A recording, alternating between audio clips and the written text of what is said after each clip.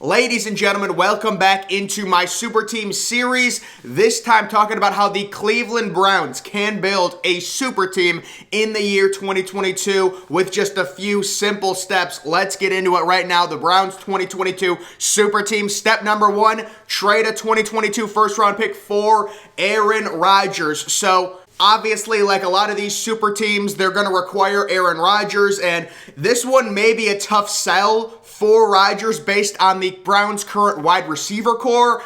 You know, clearly they're going to upgrade that in the offseason. I think you pitch Aaron Rodgers on the running back tandem, on the fact that you're going to draft a young stud receiver in the first round or the second round if you're going to trade a first round pick for Aaron Rodgers, and on the fact that you're going to sign a big name receiver in free agency. I think that's what you pitch Aaron Rodgers, but most importantly, top 3 offensive line minimum and a really talented young defense. That's what I would pitch Aaron Rodgers on if I was the Browns. This is a top 5 most talented roster in the NFL in a good salary cap situation. And as for Baker Mayfield, I like Baker Mayfield.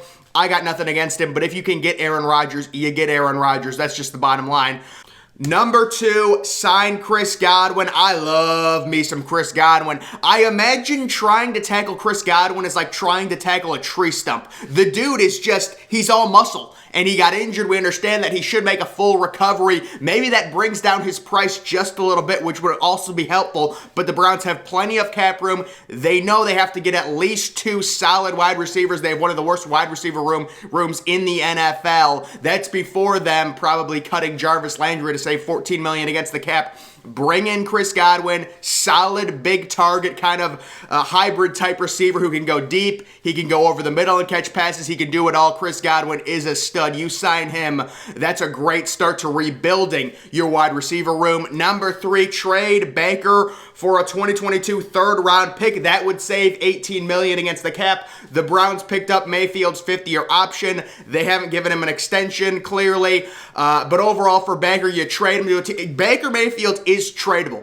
You know, he has proven when he's healthy, he could be a borderline top 12, maybe even borderline top 10 quarterback in the NFL. When he is healthy, this past season, he wasn't healthy at all. And I think a team like the Detroit Lions or maybe a team like the Houston Texans, take Baker Mayfield in for a year, see how good he can be when he is healthy. He is definitely tradable. He has a contract that's expiring, that's ending after this year. He'll be a free agent. He is an asset that you can trade, I would say at this point, for a third round pick or around there. So that's what I would do. Number 4, draft David Bell in the 2nd round. So we know the draft process is still yet to happen. David Bell could end up pushing his way into the 1st round. On my 2022 big board, I have David Bell as the 17th overall player. This dude is Cooper Kupp 2.0. He's extremely underrated. We'll have to see how the draft process plays out, but right now, David Bell is trending towards being a 2nd round pick. If the Browns can get their hands on both Chris Godwin and David Bell, they've completely rebuilt their wide receiver room, because you've also got Donovan Peoples-Jones, who would be a really good wide receiver 3, and then Anthony Schwartz kind of as the speed hybrid guy. But David Bell in the 2nd round is a complete steal. Number 5, re-sign Jadavian Clowney. This is important for a number of reasons, and the salary cap is getting pretty close. I'm going to show you how they're going to be able to do this, but I'll say with Jadavian Clowney, number 1, he's extremely underrated. He gets pressures. He's great against the run, but number 2, and more importantly, if the Browns are unable to re-sign Jadavian Clowney, that is a big need opposite Myles Garrett. You're going to have to invest an early round pick in a pass rusher, very likely, unless you're able to sign, a veteran guy for cheap.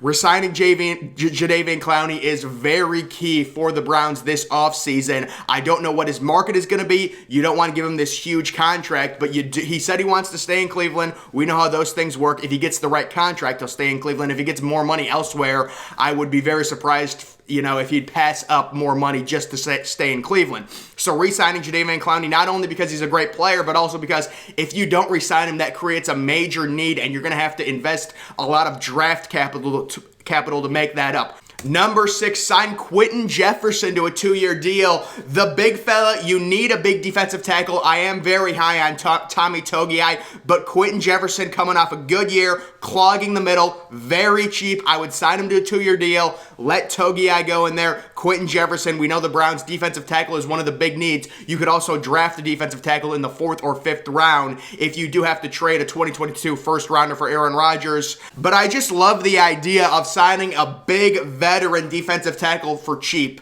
That is why Quentin Jefferson would be on my list. Number 7, cut Jarvis Landry and CaseKeenum. So cutting Jarvis Landry would save you about $14.5 million.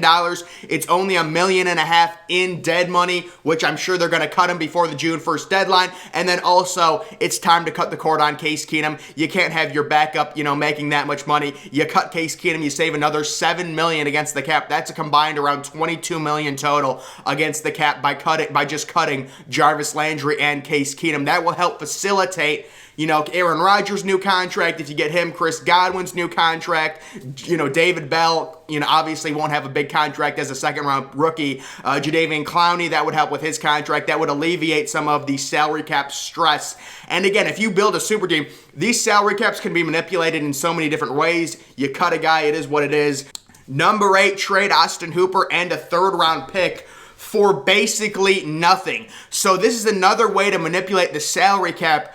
Austin Hooper right now taking up $10 million or whatever. It's ridiculous. If you cut him, you only save $2 million, and it creates, around $8 million, I believe, in dead money. That's almost not an option. But also keeping Austin Hooper on this roster is not an option. He is absolutely horrible. He should not take up one of the 53-man roster spots. So what I'm suggesting the Browns do, you get a team like Houston, you get a team that's really bad right now, you say, listen, we got to offload this contract. It's not that bad of a contract. All it is $10 million over 1 year. Then you can cut him. We'll also give you a 3rd-round pick. Maybe we'll take back a 7th-round pick or something. You got to give us a little sweetener or whatever. We'll take back a 7th-rounder. It is what it is. And you can get rid of that contract. We remember when Houston was contending and they gave Brock Osweiler that horrible deal and they had to get rid of Osweiler. They basically traded Osweiler and a 2nd-round pick for nothing to the Browns because the Browns were not contending. They had the cap space to take it in, and they wanted that 2nd-round pick for nothing. And then Osweiler didn't play and whatever, and they ate up all the dead money because they weren't contending. They didn't have a roster. They had the salary cap to be able to eat up the dead money as a non-contending team. That is what I'm suggesting the Browns do with Austin Hooper. Number 9, re-sign Denzel Ward. That is something where, based on the salary cap situation, Denzel Ward, I believe might have to be franchise tagged. And there's actually a few different reasons why Denzel Ward might have to be franchise tagged. Number 1, the salary cap situation. But number 2, Denzel Ward does have the concussion problem, where if he gets another concussion, it could be a major issue. I think he's already gotten 2 or 3 concussions in the NFL. He's been injured a little bit. He's definitely a shutdown corner. You never want to lose a guy like that. The Browns invested a 4th overall pick into him, so you're not going to want to lose him. But maybe we go franchise tag with Denzel Ward if possible, instead of re-signing him right now to a longer term deal. I would love to re-sign him to a long-term deal. I just don't know with the salary cap situation if they do build a super team like this. Re-signing Denzel Ward to a long-term contract. Obviously, if the Browns stick with Baker, if they don't sign a huge receiver, you can re-sign Denzel Ward on a 4 or 5 year deal. I would still be a little concerned about the concussion issue, but that's going to follow him no matter what. So that is number 5. And then number 10, this is a big one. Re-sign David Njoku. I was hearing that David Njoku would like to come back to Cleveland. This dude is so much better than his stats say. Not a great blocker, but he is one of the biggest, most athletic tight ends in the NFL. Don't believe me? Go back and search. Google David Njoku Chargers game highlights, and you'll just see this dude is a freak. He is fast. He's huge. And he's a complete bully, and the Browns need to give him at least 5 targets a game next year. This man is crazy, crazy talented. You re-sign him. Now you take a look at the overall, receiving core with Njoku, Chris Godwin, David Bell, Donovan Peoples-Jones. It's solid now. You've completely rebuilt it. You've got Aaron Rodgers as your quarterback. You've still got Nick Chubb and Kareem Hunt, and you've got a top 3 offensive line. That's the best offense in football. Come on, folks. I mean, seriously. And then the defense is still ultra talented as it is. Overall, the key players on offense, as I was saying, Aaron Rodgers, Nick Chubb, Kareem Hunt, the running back tandem, Chris Godwin and David Bell with Donovan Peoples-Jones, and then David Njoku at the tight end position, and then a top 3 offensive line, which many people consider the best offensive line in football. The defense, you've got Myles Garrett, Jadavian Clowney, if you resign him, J.O.K., the young stud linebacker, Denzel Ward, and Newsome, who was the Browns' first-round pick last year, who's going to be an absolute stud. Those 2 cornerbacks, Ward and Newsome, that's the best cornerback tandem in the NFL in the next 2 or 3 years. Book it. Book it on that. But guys, this is how the Cleveland Browns can build a super team realistically in the year 2022. Make sure you're following me on Twitter. That link's always in the description. I'm, of course, the Depressed Ginger. Thank you for watching.